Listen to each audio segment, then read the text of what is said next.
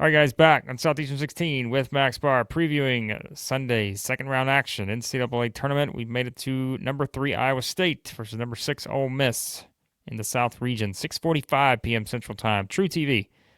That one's going to take place in Milwaukee. Max looks like Iowa State, about 5.5 point favorites out there entering this matchup.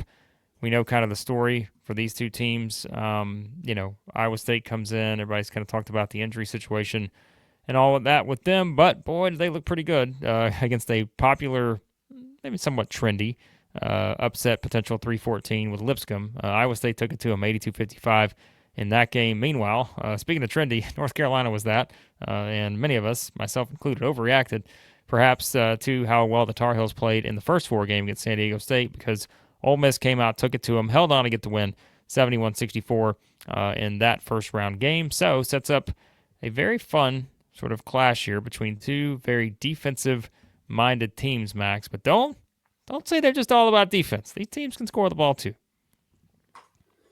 I wish these teams didn't play each other in this matchup right here because this is like you're kind of getting two teams that can two giant killer potentials right here, kind of taking each other out in terms of teams that just have a scrappy, nasty defense with old guards, great coaching that you can trust, and then shooting to go along with it.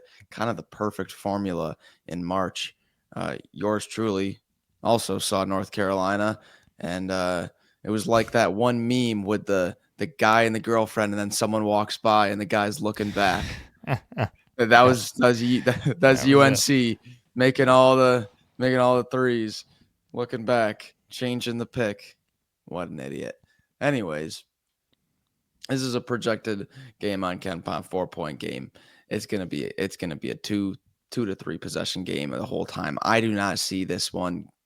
I don't see either team getting the lead. The reason why Lipscomb was the trendy upset pick was because no Kashawn Gilbert. That didn't seem to phase the Cyclones at all. In fact, and it didn't do anything. I was like, all right, their free throw rate maybe drop a little bit. They only shot 8 free throws. Blake, they shot like 70% from 2. They didn't even need a free throw. They didn't want to go to the free throw line. They were shooting a better percentage from the floor. Yeah, nuts. Listen, I think we're going to spend our usual 10 plus minutes on this game, but I think this game is summed up in one word here: turnovers. I think this decides the game, right? We talked about there's no Gilbert for Iowa State, and he was kind of the guy that, again, we know kind of the value that he brought to them offensively. But I'm like, the thing we were so high on with Ole Miss was just the ability to take care of the rock and also force a lot of turnovers. And I'm like, is this one of those games where, again, I mean, Iowa State's, I feel like it is a little bit unfair at times for like the label that Iowa State's been given. Like they're still a really good team, as you said. Look how well they played in that game against Lipscomb. They lost a couple games to BYU down the stretch, both really good games, 88-85 in double overtime, 96-92 in the Big 12 tournament. So let's not sit here and act like this is just a team that has no chance. That they still do. And so I just think, though, could this be one of those games where, because we know Ole Miss does such a good job with Sean Padula of really not making a lot of mistakes, but we also know they do a really good job of forcing those mistakes. Is this one of those games where that winds up being the factor here? Where we look back and say, all right, that was the matchup that got Iowa State. Was that one right there based on the profile of how Ole Miss likes to play, the defensive-minded Chris Beard, and they found a way to disrupt things enough for Iowa State offensively, that they win this game, 68-65 or something. I do think that's going to be one of the biggest storylines that we talk about. That storyline of the turnovers combined with and how Ole Miss has an advantage or lack thereof in the turnovers, combined with an Iowa State on the rebounding, with how they can take advantage of that. Both teams have a clear path statistically based on their profiles of how they can gain extra possessions. Ole Miss with taking care of the ball and then turning you over. Iowa State also turning you over, but also the offensive rebounding. That's an area where Iowa State in the nation ranks 114th in offensive rebounding rate. Ole Miss, 312th. It is night and day. The big boys of Iowa State, Jackson, Charlotte transfer, Jefferson from St. Mary's, man, he's been good. And then honestly, you know how when Boogie Flan went down for Arkansas, and it's like, okay, well, clearly they're going to lose some of his playmaking stuff, but they get bigger. And so the defense starts to tighten up a little bit, and there's a little bit more of a physicality to the team. Same thing is happening with Iowa State now, with Momcilovic now getting the majority of the minutes at the 3 at 6'8". Now you've got 6'8" Momcilovic, 6'9" Jefferson, and then 6'11" Jackson. And already very well coached Otts defense. This is an Iowa State team now that's just big and they're tough to score on. It's going to be a rock fight.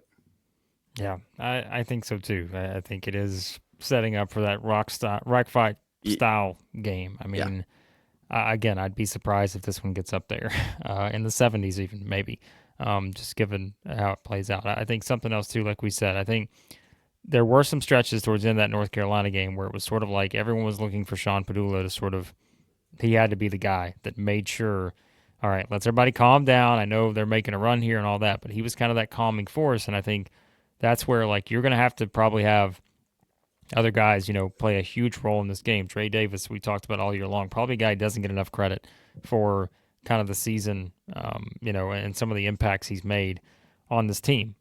Probably should be talked about way more, but like, he just feels like he's not, Max, and he's been, really good for this team. I think he's going to be, a big factor in this game. Like you said, going up against an Iowa State team defensively that's not going to give you a lot of easy looks. His ability to knock down some shots from outside, I think, will be crucial here. Breakfield's going to have a big game. Played well, I thought, overall, yesterday in that game against North Carolina. So it's just like, these are the different guys. I mean, Ole Miss at their best this year, you've had a pretty good balance from that, probably top 6, I guess, between Padula, Davis, Morrell, Juju Murray, Malik Dia, Jamin Breakfield. Like, Barnes has given them some stuff. I mean, we know Klafke can knock down a shot if he needs to. Like, that's where I think you're going to need to see that same kind of balance here from Ole Miss. And I'm curious, like, who is it that steps up alongside Padula? They've had different guys do it all season long, but this is one of those, just the way Iowa State defends. I'm curious to see kind of what that looks like from just the offensive profile for Ole Miss in this game. Well, and I'm glad you brought that up, because you would like to get a little bit more from Matt Morrell, from Juju Murray, from Malik Dia.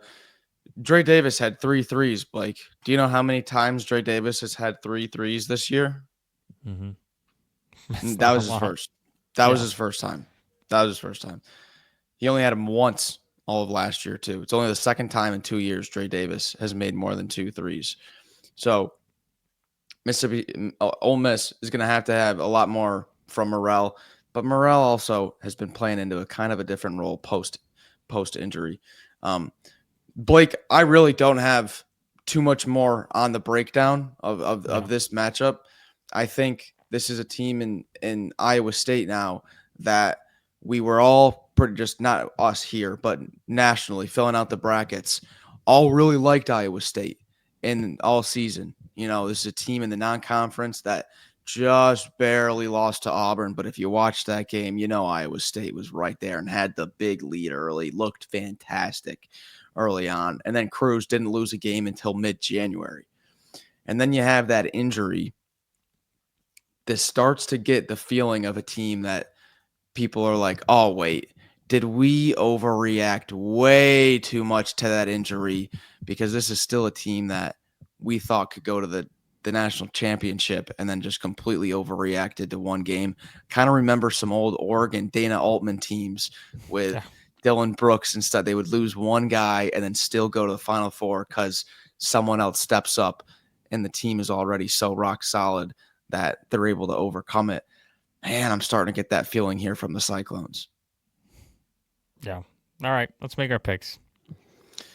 I told you before this pick, I said I'm starting to like Ole Miss here. I think they got the Chris Beard March magic. He knows how to game plan on a neutral floor and just make that defense difficult for you. But man, there's something about Iowa State right now, and the way they just played, and the recency bias that I am going into this second round with. I'm gonna go Iowa State here. I'm gonna go Iowa State, but man, literally 20 minutes ago I was confidently Ole Miss. So that gives you a barometer where I'm at. Yeah, basically, we're both going to tell you, do not listen to us when it comes to this game, because I do think it's a game that's probably decided by a couple possessions. Yeah. I think this will be another very close game, just given the way these two teams play. Everybody knows, if you've watched all the prediction videos, I picked the SEC in every second round game so far, and it wasn't even purposefully. I just said, hey, I think it sets up fine, but I've also talked about, man, there are just some of these that I don't have any confidence, because I think they're all tough matchups, to be honest with you.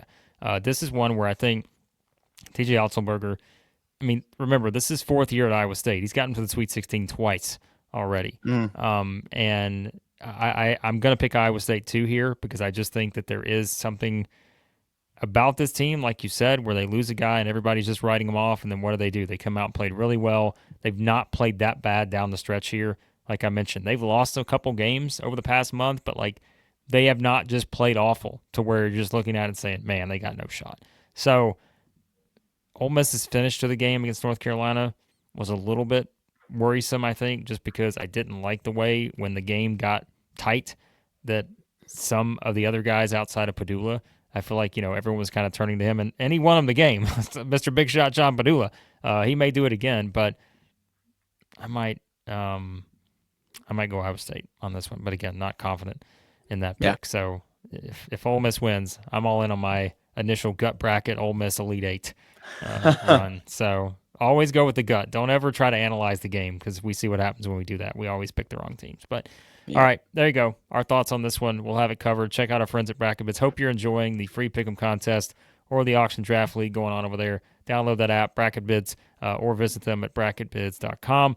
We'll have live reaction to all the second round action in the SEC in the NCAA tournament. So hit the subscribe button, hit the like button, turn on your notifications. We appreciate you guys watching. We'll talk to you soon at Southeastern 16.